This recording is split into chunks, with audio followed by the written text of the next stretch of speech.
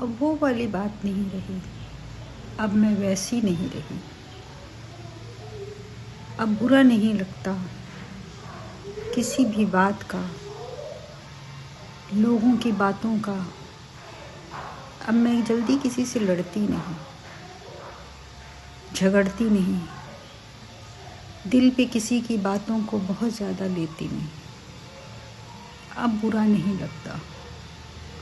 छोड़ दिया है दिल पे लेना हर एक बात को। छोड़ दिया है सबसे उम्मीदें रखना। अब कोई कुछ करेगा किसी के लिए ये सोचना छोड़ दिया। अब बुरा नहीं लगता।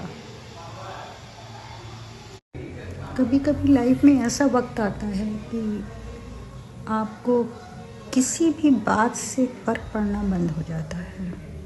कोई क्या कहता है, कोई क्या बोल रहा है, आपके बारे में बुरा भी बोलता है तो आपको कोई फ़र्क नहीं पड़ता। और अब मुझे ऐसा लगने लगा है कि मैं लाइफ के शायद उसी स्टेज पर आ गई हूँ जो मुझे कोई भी बात बुरी लगना बंद हो गई है। जो रिश्ते आपके अचानक से दुश्मन बन गए,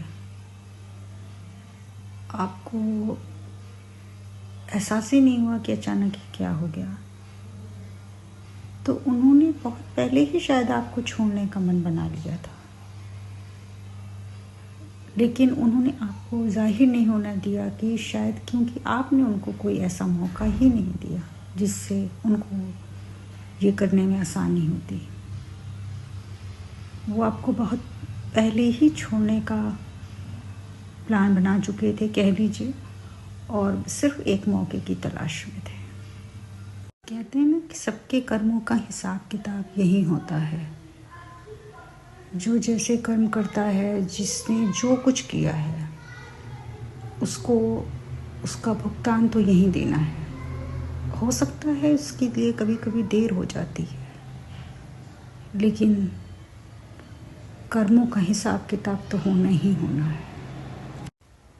कभी कभी ईश्वर इतनी देर कर देता है किसी को